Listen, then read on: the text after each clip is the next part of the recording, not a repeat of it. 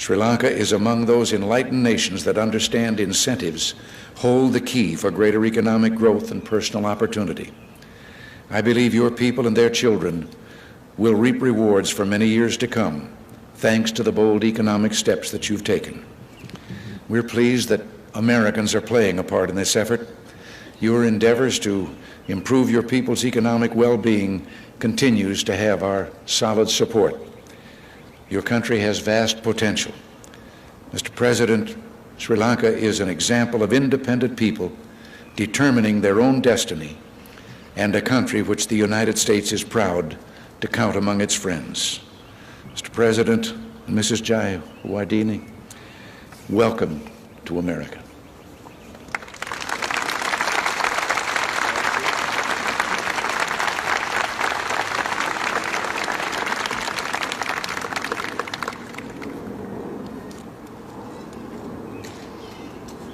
President Reagan, Madam Reagan, ladies and gentlemen, I am glad that Mrs. Jayawardene and I were able to accept the invitation extended by Mrs. Reagan and you to visit your great country.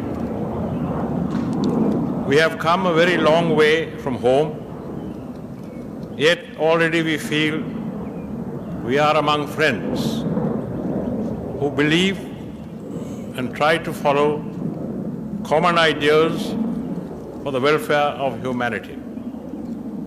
This is not our first visit. We came in September 1951 to your West Coast to attend the Japanese Peace Treaty Conference held at San Francisco. I came as my country's representative. I received then a full measure of praise and gratitude from members of the United States government of the day, Dean Acheson, John Foster Dulles, and others who attended the conference for helping to secure the acceptance by the conference of the peace treaty with Japan. The Japanese leaders, Prime Minister Yoshida and others, were equally grateful. Those alive are still so. I mention that because the thinking of the people of my country, which was expressed by me on that occasion, was that we should not ask for reparations from a fallen foe who had harmed our land and people also. That we should forgive those who were our enemies, quoting the words of the Buddha, that hatred ceases not by hatred but by love, which you also, Mr. President, just quoted. I pleaded that we should restore to Japan the freedoms of democracy. Those were the ideals which inspired us then and inspire us now. Our history and civilization have survived in an unbroken sequence from the 5th century BC for 2,500 years. There were glimpses of modern democracy even then, as in the appointment of mayors to our ancient cities. The ruins of state buildings still contain carvings in stone where the cabinets of the kings and their ministers sat. We were the first in Asia in 1865 to select members to the municipalities that governed our major cities, and in 1931, under universal franchise, to exercise our right to elect the government of our choice.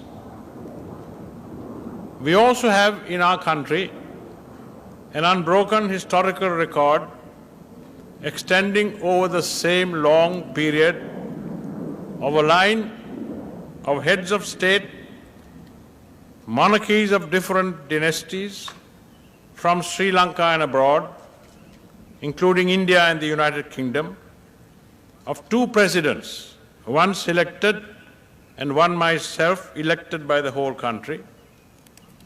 I happen to be the 193rd in the line of heads of state from 483 BC to date.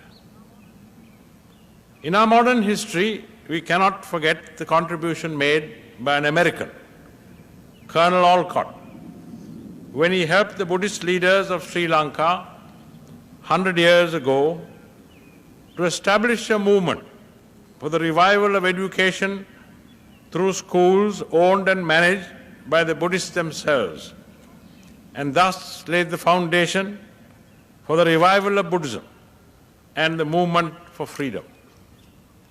The United States of America, since it was born out of a revolution which freed it from foreign rule, has not been known to be hankering after territory or supporting imperialism.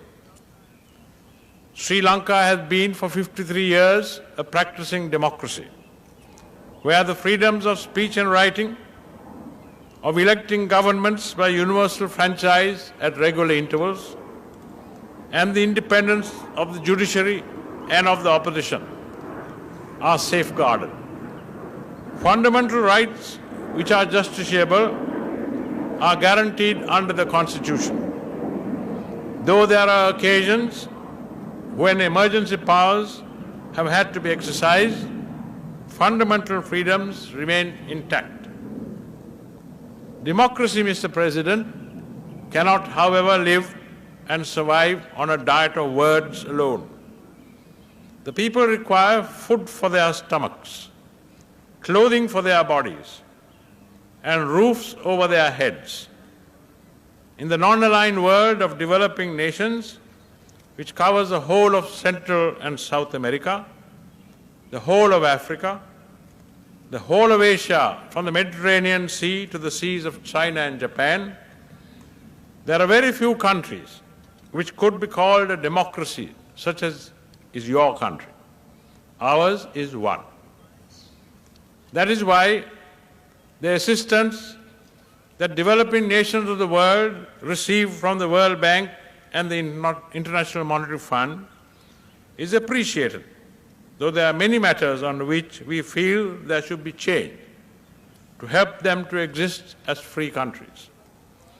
We in the developing world have problems similar to those who live in the developed world. We have deficit budgets, high interest rates, overvalued currencies, and unstable exchange rates. These are the classical examples of the symptoms that affect both the developed and developing nations. Those who speak so eloquently on behalf of the developing nations have been pressing for the opening of commodity markets of the developed world for their manufacturers, without protective laws, stable prices for raw products, and rescheduling of debts borrowed for development. Consider these requests, Mr. President, with sympathy and generosity. In our own case, with the aid received, we have been able to commence and have almost completed the largest development program which in our long history has ever been attempted by king or president. A program possibly unequaled in magnitude by any development program in any country in the contemporary world or earlier. This was possible due to the efforts of my government, which was elected to office in 1977 in an election conducted by our opponents, the previous government. We obtained 51% of the votes and won 5/6 of the seats in the legislature. And subsequently since then, we have won 5 elections, including the presidential election, by-elections, district council elections, local elections, and a referendum. We have, however, our problems. Some of them are unique to our country. Excessive rains, sometimes floods, landslides, cyclones, some common to all countries, but still difficult for us to bear.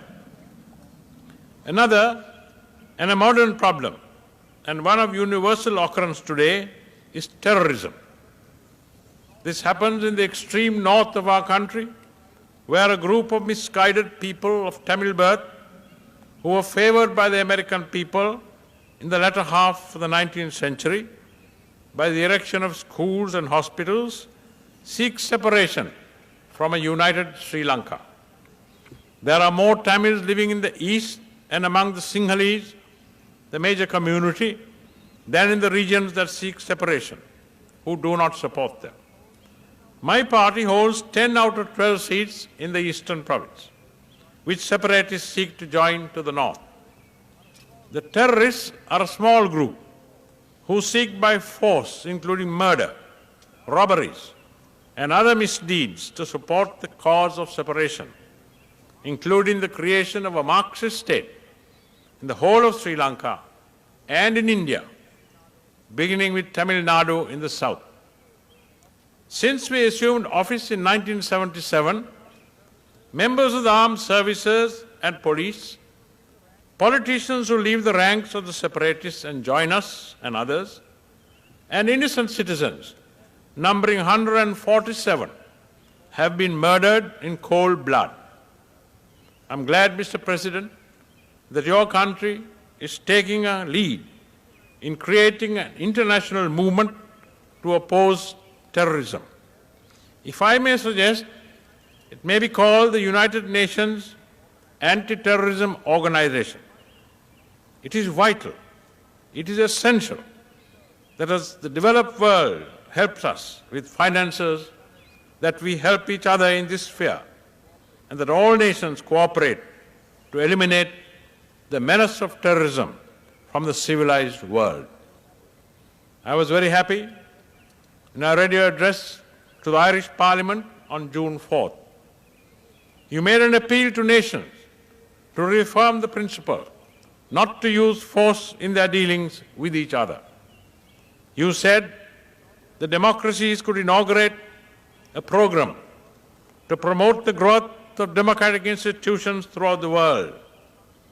You spoke on behalf of hundreds of millions who live on the borderline of starvation, while nations will spend next year $1 trillion on the manufacture of armaments for destruction of human beings and their products.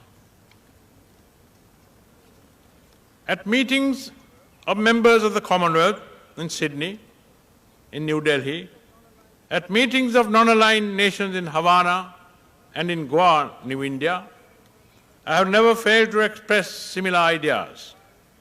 Non-violence is Maitreya, compassion.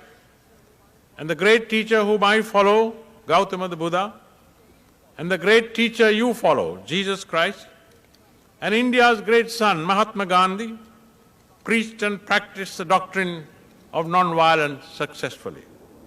Let your great and powerful nation take the lead in implementing these ideals, and the world will remember that the President of the United States of America, Ronald Reagan, preached the laying down of arms not through fear, but by the strength of the conviction that to follow right, for right is right, without fear of consequence, is a way for civilized man to adopt.